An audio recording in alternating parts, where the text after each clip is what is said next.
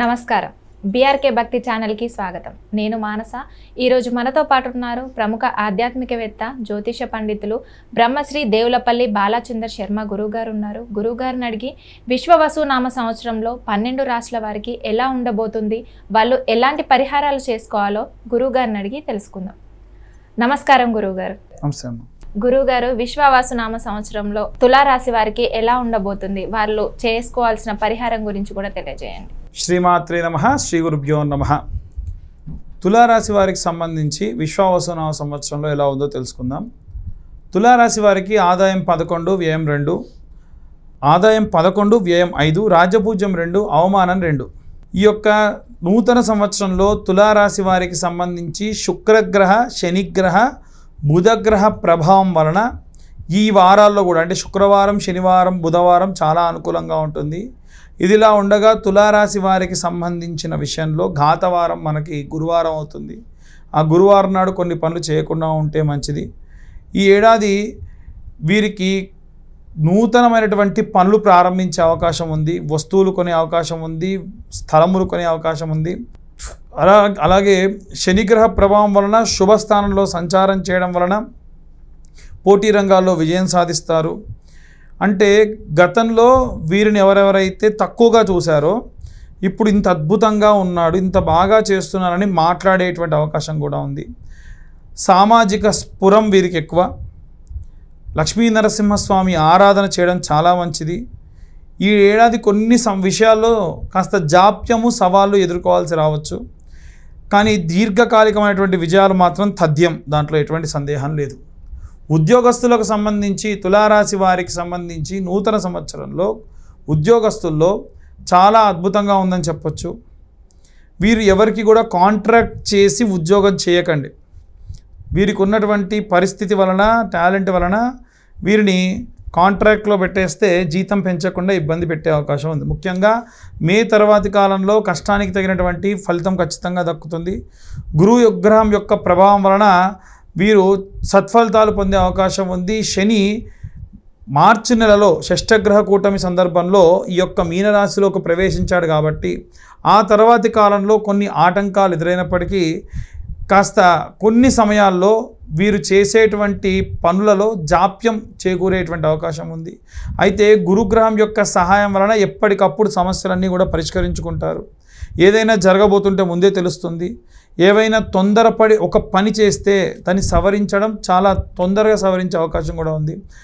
6, 12వ స్థానాల్లో గ్రహ సంచారం చాలా అనుకూలంగా ఉందని చెప్పొచ్చు.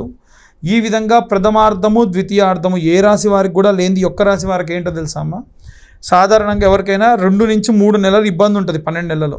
వీరికి కేవలం 2 నెలలు ప్రథమార్థంలో, అంటే వీరికి ఏప్రిల్ నుంచి 6 నెలల్లో ఒక నెల, తర్వాతి 6 నెలల్లో 1 నెల మాత్రమే ఇబ్బంది. ఆర్థిక పరంగా వ్యాపారస్తులకు సంబంధించి తులారాశి వారికి శనిగ్రహ ప్రభావం వలన ప్రథమార్థంలో నేను చెప్పిన 1 నెల కాస్త ఇబ్బంది పరంగా ఉండే అవకాశం ఉంది.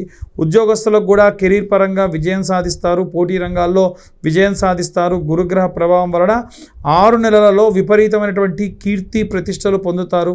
విపరీతమైనటువంటి నరదృష్టి ప్రభావం వీరి యందు ఎక్కువగా ఉంటుంది. వీలైనంత వరకు కూడా కరుంగలి మాల లాంటివి ధరించడం చాలా మంచిది. మేమైతే ప్రతి సోమవారం శివుడికి అభిషేకం చేసి వాళ్ళ గోత్రనామాలు తీసుకొని మరి వారికి కరుంగలి మాల అందించడం చేస్తున్నాము. అలాగే ఏవైనా సరే పెట్టుబడులు పెట్టే విషయంలో పార్ట్నర్షిప్లో పెట్టుబడులు పెట్టొద్దు. దీర్ఘకాలికంగా లాభాలు ఆర్థికంగా రావాలి అంటే స్వతహాగా చేసుకోవడం మంచిది. అయితే కుటుంబానికి సంబంధించిన విషయానికి వస్తే శనిగ్రహ ప్రభావం వలన ప్రేమ, వివాహము, కుటుంబంలో ఇబ్బందులు ఏమీ లేకుండా చాలా సానుకూలంగా ఉంటారు.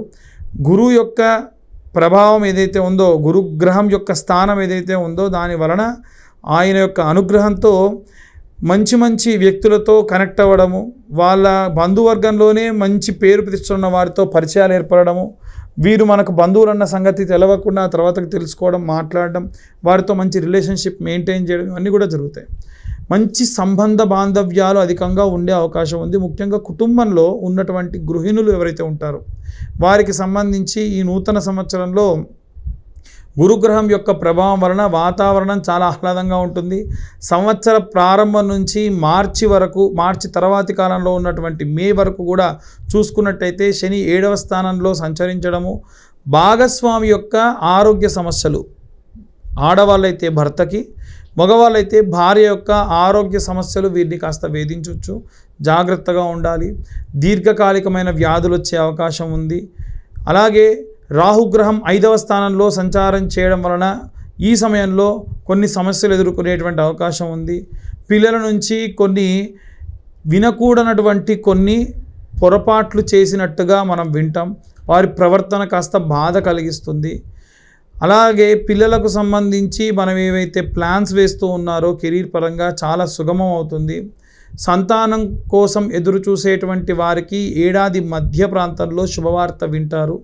ఒక్కసారి ప్రెగ్నెన్సీ అందితే మాత్రం ఒక రెడ్ కలర్ జాకెట్ ముక్కని రిబ్బన్ లాగా తీసుకొని మధ్యలో గళ్ళ ఉప్పు వేసి ముడిలా కట్టి ఎడమ కాలుకు భర్తతో కట్టించుకోవాలి. ఆ ఉప్పు కరిగినప్పుడల్లా మామూలుగా ఉప్పు వేసి మళ్ళీ కట్టేసుకోవచ్చు. వాష్రూమ్కి వెళ్ళినప్పుడు తీసి పక్కకు పెట్టండి. దానివల్ల గర్భం అందిన వారికి ఇబ్బంది లేకుండా ఉంటారు. ఈ ఏడాదిలో తులారాశి వారికి సంబంధించి ఆరోగ్యం పట్ల శ్రద్ధ వహించాలి. మొదటి 6 నెలల్లో శనిగ్రహ ప్రభావం వలన చిన్న చిన్న ఆరోగ్య సమస్యలు, ఐసైట్ ప్రాబ్లమ్స్, మైగ్రేన్ ప్రాబ్లమ్స్, స్పైన్కి సంబంధించి ఇబ్బందులు పడడం లాంటివి జరగవచ్చు. 9వ స్థానంలో సంచారం చేసేటువంటి సమయంలో ఈ గ్రహానికి ఈ రాశి వారికి సంబంధించి వచ్చినటువంటి శక్తి సామర్థ్యాలు పెరుగును. అలాగే వీరికి సంబంధించిన సమస్యలు దూరంగా వెళ్ళిపోయేటువంటి ప్రయత్నం ఎప్పుడూ చేయొద్దు. సమస్య వస్తే దగ్గరగా వెళ్ళి దాన్ని సానుకూలంగా పరిష్కరించాలి తప్ప పారిపోయి వెనక్కి ఎట్టి పరిస్థితుల్లో వెళ్ళకూడదు. తులారాశి వారికి లక్ష్మీ నరసింహస్వామి ధ్యానం చేయడం మంచిది. స్వామివారి దర్శనం చేయడం మంచిది. స్వాతి నక్షత్ర జాతకులు ముఖ్యంగా లక్ష్మీ నరసింహస్వామి యొక్క నక్షత్రం కాబట్టి ప్రతి నెల స్వాతి నక్షత్రం నాడు విశేషమైనటువంటి ధ్యానము, లక్ష్మీ నరసింహస్వామి మంత్రపఠనము చాలా చాలా శక్తినిస్తుంది. అలాగే విద్యార్థులు, ఉద్యోగస్తులు వీరు ఈ సంవత్సరం మొత్తంలో వచ్చినటువంటి శని త్రయోదశి నాడు ఒకనాడు తైలాభిషేకం, ఒకనాడు తిలాభిషేకం, ఒకరోజు తైల అభిషేకము, హోమము ఇలాంటివి చేయడం వలన శని వీరికి దశ నడిచేటువంటి క్రమంలో శని దశాకాలం నడిచే అవకాశం మధ్య వయస్కులకు ఉంది. అలాగే కొంచెం చదువుకునేటువంటి వాళ్ళకి కానీ టీనేజర్స్కి కానీ గురుగ్రహం ఉంది కాబట్టి గురుగ్రహ సంచారం ఉన్నటువంటి వాళ్ళు, గురు దశ నడుస్తున్నటువంటి వాళ్ళు కనకపుష్యరాగా ఉంగరం పెట్టుకోవడం మంచిది. శని దశాకాలం నడుస్తున్నప్పుడు శని ఉచ్చంలో ఉంటే జాతకరీత్యా వారు ఇంద్రనీలమణి లేకుంటే నీలమణి పెట్టుకోవడం మంచిది. ఇవన్నీ కూడా గోచరరీత్యా చెప్పేటువంటి విషయములు. పూర్తిగా జాతకం గురించి కావాలి అంటే వారి పేరు, డేట్ ఆఫ్ బర్త్, టైం కింద ఉన్న నెంబర్కి వాట్సాప్ చేస్తే పూర్తి డీటెయిల్గా జాతకం వారికి అందించి వారితో డిస్కస్ చేయడం కూడా జరుగుతుంది. యోగకరణం దానికి తగినట్టుగా అక్కడ ఏం జరగబోతున్నాయి అనేటువంటిది పంచాంగం చెబుతుంది. ఉదాహరణకు మనకు ఎప్పుడో అమావాస్య రాబోతుంది, ఎప్పుడో పౌర్ణమి రాబోతుంది, ఎప్పుడు గ్రహణం రాబోతుంది అనేటువంటి విషయం కూడా మనకి ఈ యొక్క పంచాంగంలో నిక్షిప్తం చేయబడి ఉంటుంది. అలా ఈ యొక్క విశ్వావసునామ సంవత్సరంలో సాధారణంగా వర్షానికి సంబంధించిన విషయానికి వస్తుంది. ఎందుకంటే అందరూ కూడా వర్షపాతం సుగమంగా ఉంటే, వర్షం బాగా ఉంటేనే మనం పాడి పంట వ్యవస్థ అద్భుతంగా ఉంటుంది, రేట్లన్నీ కూడా కాస్త అనుకూలంగా ఉంటాయి. ఈ సంవత్సరం వర్షానికి సంబంధించి కొన్ని సందర్భాల్లో మనకి అధిక వృష్టి అని అంటారు కదా, అనుకోని వర్షాలు, అనుకోని కాలంలో వర్షం పడడం లాంటివి జరుగుతాయి. మిగిలిన కాలం అంతా కూడా వర్షం సమయానికి సానుకూలంగా ఉంటుంది. ఈసారి ఎండలు కాస్త అధికంగా ఉండే అవకాశం ఉంది. అలాగే పంటలకు సంబంధించిన విషయంలో చాలామంది అత్యాశకు వెళ్తే మన పంట ఎప్పుడు కోతలు కోయాలో అప్పుడు కోసేసి దిగుమతి చేసుకోవడం వల్ల నష్టం రాదు. ఇంకా పక్కన వాడి ఖాతా బాగా ఉంది, నాది ఇంకా పెరిగితే బాగుంటుంది అని కనుక ఆశపడితే ఆ పరంగా ఆ సమయంలో అనుకోకుండా వర్షం పడడం వల్ల ఇబ్బంది పడేటువంటి అవకాశం ఉంది. ఓకే గురుగారు, తులారాశి గురించి చాలా చక్కగా వివరించారు.